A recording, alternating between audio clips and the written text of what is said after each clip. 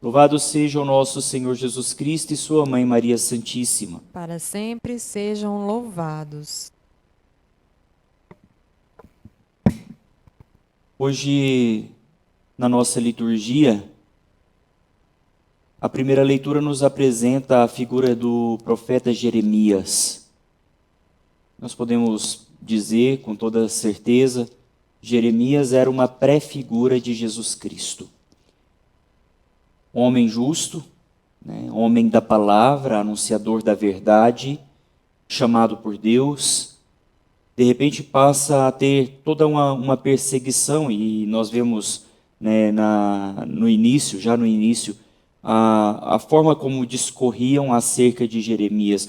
Vinde para conspirarmos juntos contra Jeremias. Essa figura do profeta perseguido é, na verdade, uma preparação para a perseguição que Jesus sofreria no seu tempo. O profeta Jeremias retrata alguns séculos antes de Jesus, mas já mostra o percurso do servo sofredor, o percurso daquele que, vindo ao mundo e entregando sua vida, vai sofrer a perseguição da parte dos homens. E isso parece um pouco contraditório, porque, na verdade, Jesus vem para salvar os homens. Vem salvar os homens dos seus pecados. Vem para libertar os homens, os seres humanos, da sua condição pecadora. E, de repente, os próprios homens que deveriam ser salvos pelo Messias, passa a ser o seu perseguidor. O homem é perseguidor de Cristo. Isso parece um pouco contraditório, né? Porque, na verdade, aquele que vem para fazer o bem, o maior bem para a nossa vida, salvar-nos dos nossos pecados pela sua paixão, morte e ressurreição, é perseguido pelos próprios homens que ele vem salvar. Hoje no Evangelho, Jesus pela segunda vez fala sobre a sua missão, sobre o cumprimento da sua missão. Ele está indo para Jerusalém. E no caminho para Jerusalém ele diz, olha, o Filho do Homem está indo para Jerusalém, vai ser entregue nas mãos dos fariseus, dos doutores da lei, dos sumos sacerdotes, vai sofrer muito, vai ser perseguido, aquilo que o profeta anunciava na primeira leitura de hoje. Jesus pré-anuncia acerca da sua missão. Depois de tudo isso, depois de ser perseguido, vai morrer e ao terceiro dia vai ressuscitar dos mortos. É interessante o anúncio de Jesus, tanto na primeira vez como nessa segunda.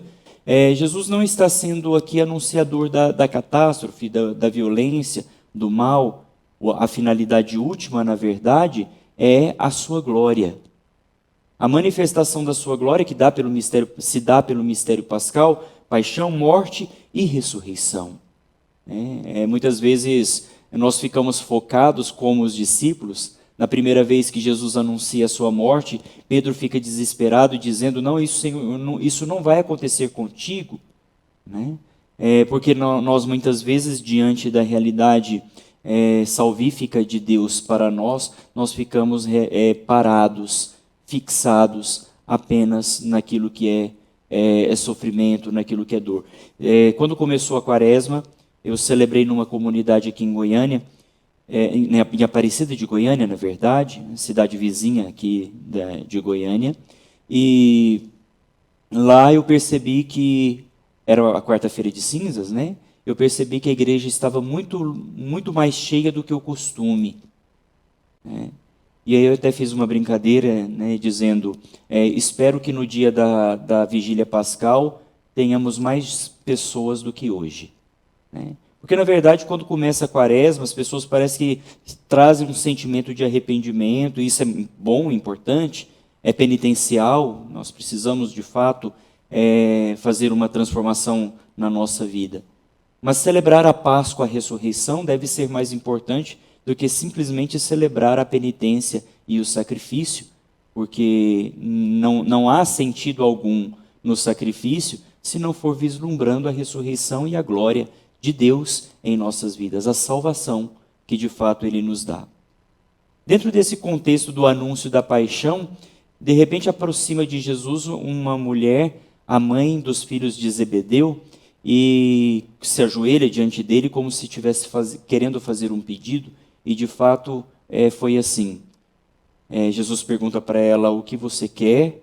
E ela responde: eu peço que no teu reino os meus dois filhos, um se sente à sua direita, outro à sua esquerda.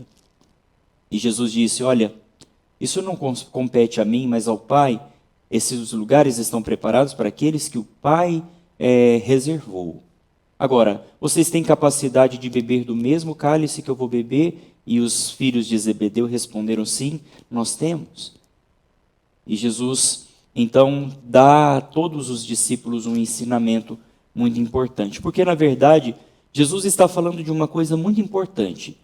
Dos fatos que virão, que é o ápice da sua missão salvadora. Entregar sua vida, sofrer nas mãos dos homens, para que assim ele possa chegar à ressurreição. E entre os discípulos eles estão tantas vezes discutindo quem é o maior. Quem vai se sentar à direita e quem vai se sentar à esquerda no reino dos céus.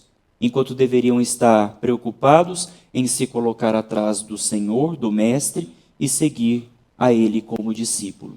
Porque, na verdade, beber o cálice de Jesus é para todos nós. Pelo batismo já começamos a beber do cálice do Senhor. Na Eucaristia nós fazemos isso a cada celebração, a cada Santa Missa, para que nós possamos, de fato, expressar com a nossa vida esse mistério da paixão, morte e ressurreição de Jesus. Jesus, então, nos dá um ensinamento que fecha esse evangelho. Se nós queremos ser grandes, sejamos, portanto, servos uns dos outros. Se nós queremos ser os primeiros, sejamos, portanto, os últimos e aquele que serve os irmãos. Louvado seja o nosso Senhor Jesus Cristo. Para sempre seja louvado.